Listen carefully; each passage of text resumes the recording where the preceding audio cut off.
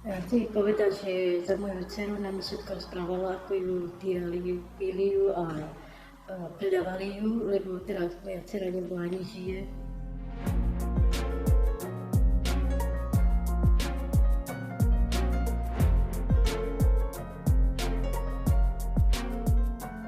Prišli, také chodili a rozprávali sa s ňou, že ako bude, že bude všetko dobre, oni sa takto dohodli, ale ja o ničom nevedela som. Ja som ani nevedela, že ona išla. Ale potom som si to zistila, lebo dcera nebola doma. A on nie, že nie je doma. Zochabila na mňa malé decko, v kočíku bolo také malé, ešte ja som mala 10 detí.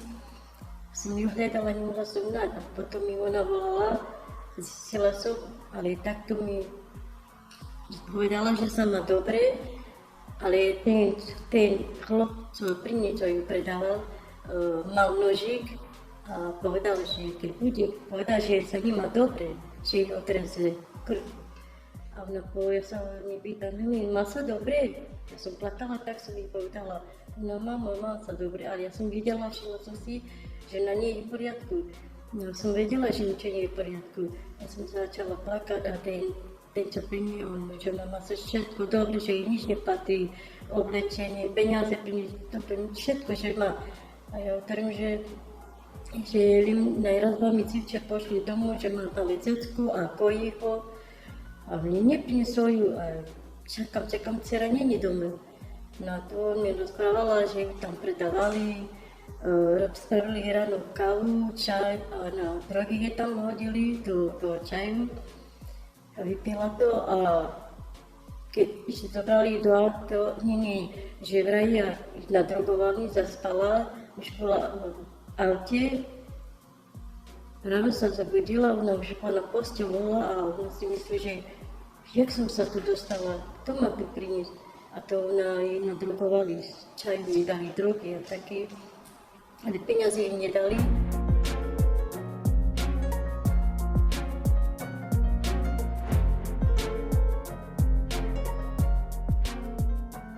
Kúpili sladkosti tie, čo sa s ním spávali. Kúpili im sladkosti, niekedy boli dobrí, tak ktorí boli zlí. Kupovali, ona odniesla domov a ona aj jej muž a jeho žena zobrali od nej, dali svoje decko a ona sedela a plakala, že chcela zobrať, že svojmu synovi domov, keď príde. A to nebolo dobre. Nemali spať na zemi, bili ich. Pýtali sa, že kto rukou, že si najede. Že podali stôl a spalicu s tou rukou, takže byli ich. Spalicu vybili, kopali do ní. Viete, prečo to tak robili? Ale tak to bolo, že nechceli ísť. Oni plakali, že oni nejdu nikde. Že museli ísť, lebo zbili ich. Tam bili ich, kopali do nich tiež. Dali drogy, povedali, idete sa dosprchovať, oni išli sprchovať sa a už v čaju mali drogy. A keď to vypili, už boli takí ako pity. Oni pamätali, že jak som už boli do auta, tak stali hore a už boli na posteli, že jak sa tam dostala, že jak to ju tu priniesť. A to takí boli, také chlopy boli. A ona sa zľakla, plakala. To všetko na silu to bolo.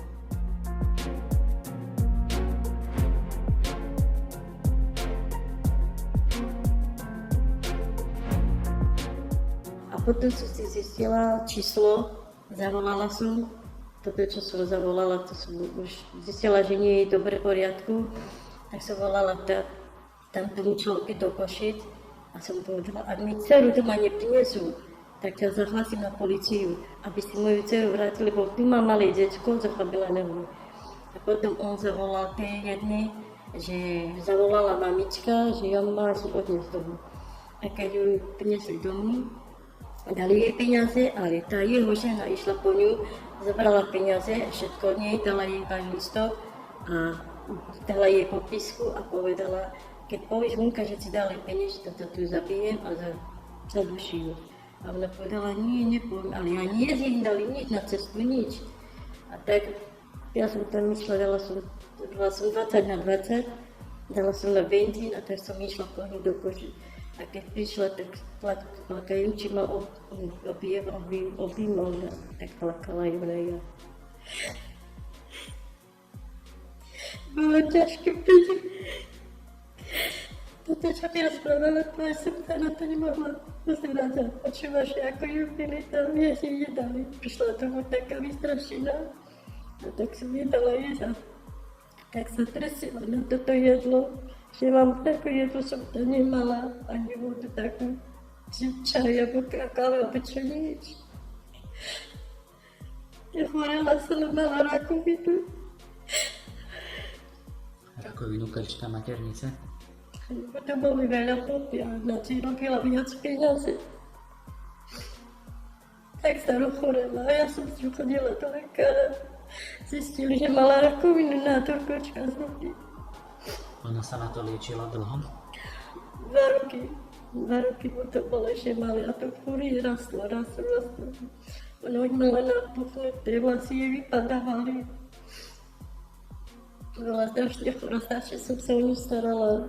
Aj s deťmi, 2 deti, ona tiež bola chorá, bola v nemocnici, strašne bola chudúčka, nejedla, vracala, všetko vracala, žalúdok ju bolelo, chodila na ožary, mala 25, chodila na terapiu, a keď ju dali druhú terapiu, strašne bolo, strašne cienké, doty mala ruky, všetko. Krvácala, všetko krvácala, strašne bolo ju zle. Toto, čo mi nerozprávala, že čo sa asi tam stalo, to ani som nechcela počúvať. Hovorím, že Jelenko, nerozprávaj, nebo ide mi do plaču. Vy si myslíte, že ochorela vaša dcera z toho? Áno, jasne, že by to na ten krv bolo chlopy, keď bola nadrogovaná tak a musela ísť, lebo pili, týrali, nedali im jesť. A penieži mi nedali, bo penieži zobrali všetky tie, čo ju predávali. Ona nevedela, koľko jej dali nič, lebo on všetko viac peniazí, veľa peniazí na nich zobral. A ona takto trpela. A dosť som ešte bola tak, ale iba raz mi volala, raz. A vtedy už mi nevolala. A ja som si všimla, že už nie je v poriadku. Keď zomrela vaša dcerka, koľko mala rokov? 29. Taká mladá. Hej, 29, hej, som zdravá. A preto nechcela ani to, že ja som vždy hovorila, že zobri sebe muža. Mamo, nechcem. Toto, co ja som zažila do Anglie, do Rakúska, ja to prežívala, to strašne bolo, ja nechcem muža, nechcem ani muža. Tak to bola proste, to krásne, prekrásne.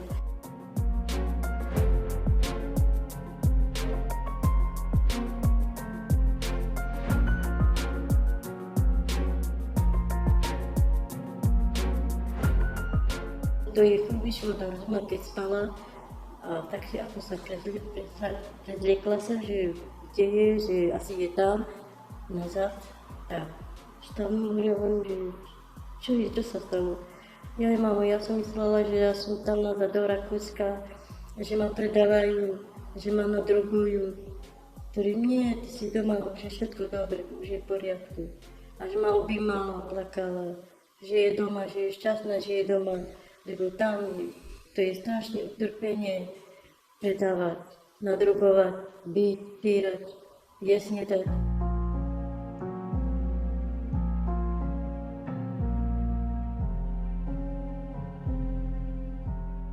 A oni na silu, ale bez vody, bez všetko.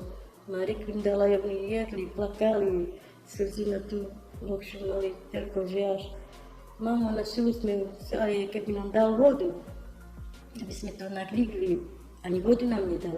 Však vtedy nám dal vodu, jak prešlo 25 minút. Takých styrali. Dnes mali také, že poriadne, že polievku, rýža, také dačo, nič. Malígli, ale oni takto robili, že keď oni išli do chodu, oni skočili cez okno a chceli, že tam nikto, išli na zadluka a hľadali sebe jedlo.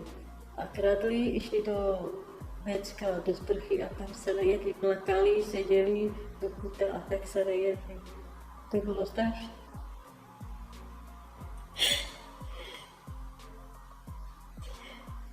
Bolo by veľmi také mi to rozprávam.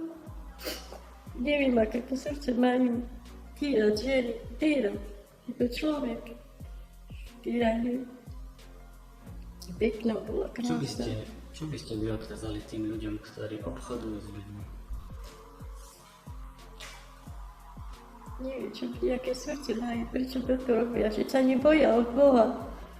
Prečo toto robia, že hovorí, Boh príde všetko.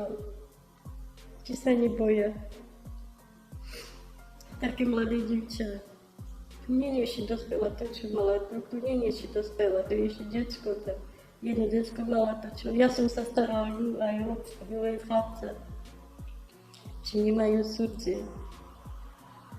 Prečo toto robia?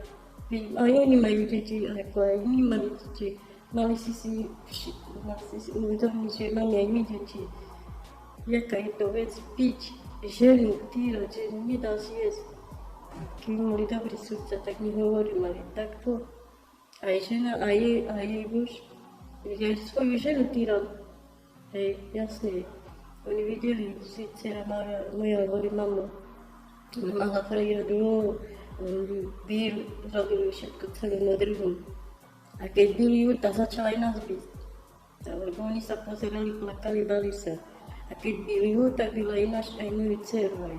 Neviem, čo to za ľudia sú. Prečo toto robia, ale Pán Boh všetko vidí. Všetko vidí Pán Boh. Keby oni mali toto týranie, neviem, čo by oni spravili. Ako zažila moja dcera.